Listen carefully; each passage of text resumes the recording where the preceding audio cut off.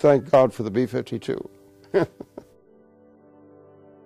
got here in June of 1962. They were going to have a cadet exam, and he said, we'll go out there and we'll fly P-40s and woo, like that. And I said, let's go, let's go. And I passed the test and he didn't. Went through some psychological training. They'll talk to you and drop books behind you to see if you're scared, or ask you when's the last time you slept with your mother, and things like that. You've taken an oath to obey all those that are above you. Better learn to get disciplined, because you're not safe to be in the Air Force unless you have this strict discipline, and sometimes you have to do things that you don't know why. That's about all I can say is obey those that are over you. When I first came to Fairchild, as I said, April 1986, my primary job was being assigned to the bomber branch in the 92nd Organizational Maintenance Squadron. When I originally came in, there were over 1 million people in the Air Force. A lot of them came in because of the draft. A lot of them came in because they were in trouble back home. It was not uncommon back in the 50s, 60s, for if a youngster got in trouble, they went to the judge and said, hey, I'll enlist in the service. And the judge would say, fine, and get you out of the county, and you went into service. We used to call it Air Force or jail. The 92nd and I have my own private love affair. It is an organization that, with change of commanders, the change of weapon systems, the change of time, has kept a certain kind of character that other organizations, I feel, are always searching for. Every succeeding 92nd organization stands on the shoulders of the preceding. And we're proud that we were the foundation of it. And there's a certain pride that goes with it. Just not that you were in SAC, you were in 92nd. And it's further reinforced when you talk to other fellow veterans who belong to other organizations, who almost the concern is do they care or don't they care? But the 92nd cares for everybody who's been there one time or another. The 92nd led the 8th Air Force more often than any other group. The 92nd led the 8th Air Force on the final raid of the war on April 25th, 1945. And we've got the plane to prove it. The 92nd stands on its own, on a pedestal and shoulders of people who, under terrible circumstances, started this organization. Not knowing what they were going to start, but as the years and the decades went by, and the accomplishments, both in military aviation and in aviation in general, became apparent. And we were the leaders of everything. I got at Fairchild in September of 1973, and I was at that time I was a gunner, tail gunner in B-52s. We had various training items that we did. We had fighter intercept exercises that were arranged. A lot of times we'd go up into Canada and have Canadian fighters come up and fly passes at us. Come in and attack us. It was interesting. It was 2 years ago. They had an open house at the Air Force Base, and I went out there. I was looking at the B-52, and I was talking to one of the crew members, which was a female lieutenant, and I told her I was a gunner on B-52, and she had no idea that there was guns, used to be guns on these airplanes.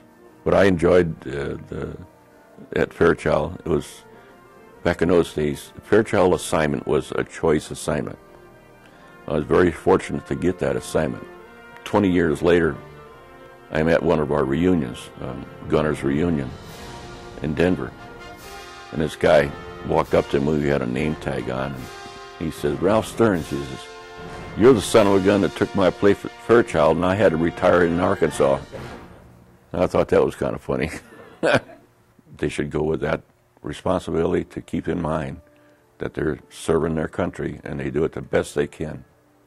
But, you know, I have a strong feeling about the country, and about serving your country, and doing your duty and your honor for your leaders that you're required to do. I think Fairchild's got a good mission, and if they get their new tankers, it's going to be staying here for a while. They shouldn't have any problems with it.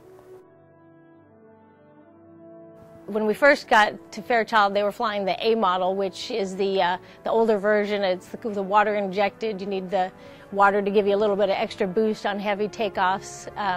But then in 1990, I believe it is, we transferred over to the R model, which is the fan engines, a lot more thrust. In fact, the thrust on the engine is so much more that they ended up having to increase the struts in the wings and stiffen it up a little bit and rivet the skin on just a little bit tighter, do a lot of maintenance so that it wouldn't fall apart with the extra boost there. The B-52 squadron was leaving, so we went from the 92nd Bombardment Wing, which is what I started in, to the 92nd Air Refueling Wing. It's really amazing to see the way the base has transformed just physically since I first got here. When we first got here, they had the really old 1950s looking front gate, and now it's like everything is high-tech brick. You know, most all the buildings were the wooden square or rectangle type two-story barrack looking buildings that you used to see, and now everything's more modern. Been through some good and some bad. I was here initially when the air show demonstration team, the KC-135 crashed right there at Fairchild. In my opinion, I feel that they put that plane down where they did to prevent so much loss of life. If you had seen an aerial shot of where they had gone down, the tanker squadron was here, the bomber squadron was right next to it, and then you had the commissary facility, the base exchange and that kind of thing just over here, and they pretty much put that plane down in the only dirt spot in between all those people, and I think they knew they were going down, and I think they picked that spot, you know, for us. What's interesting is when I first got into the tanker, there weren't very many women pilots at all. In fact, I was the only female pilot in my unit for quite a while. As a whole, I think every one of my organizations supported me, and I really am leaving with a hugely positive attitude about all the branches of service and all the units that I was with. I would tell them to try to diversify and to take risks. And I think to diversify and to know a little bit more will help you in the long run. It'll help your career when you're older. If you diversify, take risks when you're younger, you know, take those chances to learn and grow as you develop your officer skills and whatever your major career field is. I joined the 92nd in November of 1969 till May of 1972. I was a bomber launch chief when I first got there, which consisted of B-52s and 135 standing hard alert. When B-52s, we had 16 B-52s the time that I was there, and then we had 30 KC-135s. We had two squadrons of KC-135s there, the 43rd and the 92nd. Well, I came to 92nd in November of '68. Of course, I think I was one of the worst winters we had on record for snow. We had snow, I think, lasted until July before it all melted down. But they plowed the runways, and we get ready to go, and of course we had some cold weather coming like that. I can never say the Air Force didn't take care of their people by properly dressing them. I have no comeback there.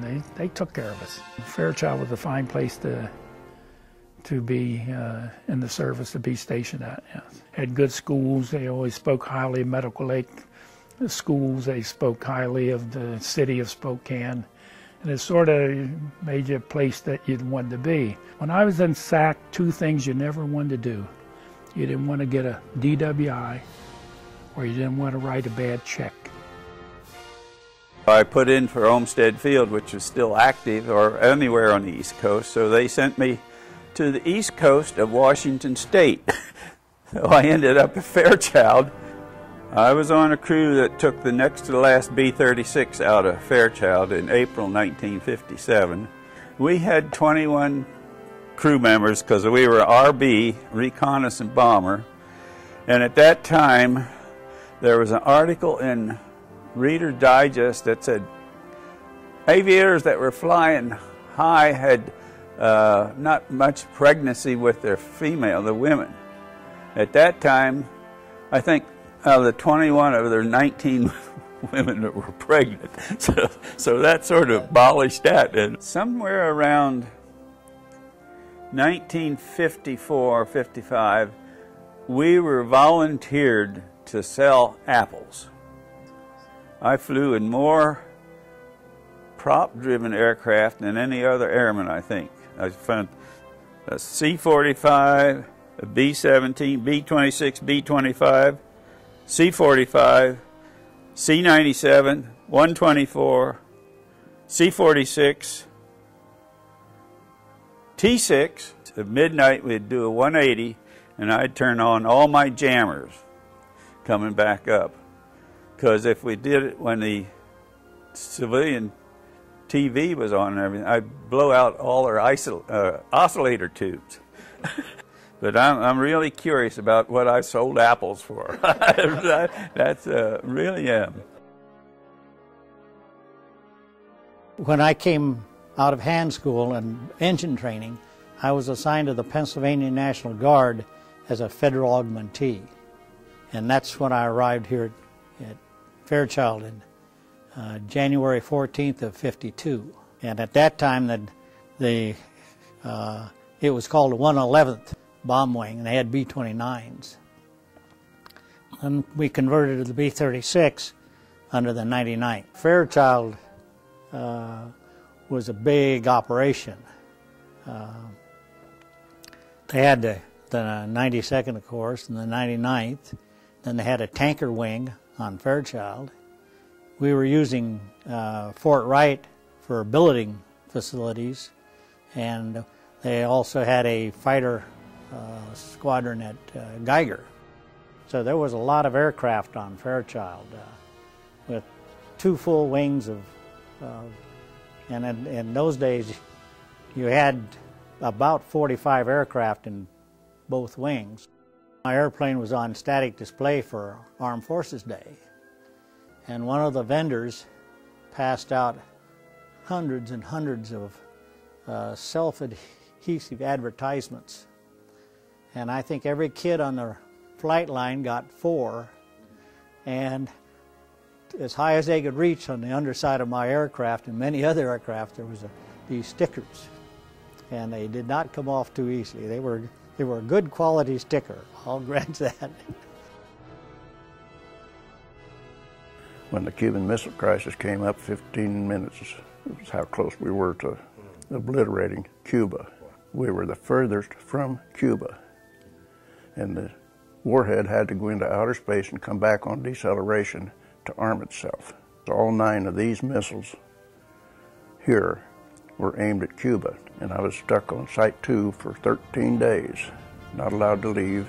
Orders were to get that missile off, whatever it took, if the word came down. Glad we didn't have to use them, because those were the biggest atomic bombs made, period. And these Atlas E missiles were so accurate. They had an all-inertial guidance system. You could not control them from the ground. Once they were launched, they were gone. And take a tractor inner tube and anchor it out in the Pacific and give us the coordinates of it, and we'll drop it through it 6,000 miles away. You know, it was new, and we had to have things ready all the time. We took the best in SAC Strategic Air Command, the first year we was in business, we took their honors, and we took it every year since, until we shut down. The only squadron that ever did that. Stick with it, because they don't coddle you, but they also don't stand for no nonsense. I've been retired now 40 years, and you guys are still paying my paycheck. I arrived in November of 1972, and I retired on 1 April 1974. I was with the wing headquarters, the 92nd Bomb Wing headquarters. I was the EWO study officer for the bomber crews, which was the emergency warrior. We then had B-52s and 135s on alert. This was during the Cold War era. So, of course, in SAC, the normal daily mission was pretty much practice for what you would do in the real all-out war situation. So it was pretty much aligned. The 92nd was an outstanding unit, as you know from the history here, and how many of the wing commanders have become general officers and how well the wing has done in competitions. It's been an outstanding unit for many, many years. You are fortunate and privileged to live in the greatest country on earth. Serve her well. And that would be my advice to young airmen and young officers alike.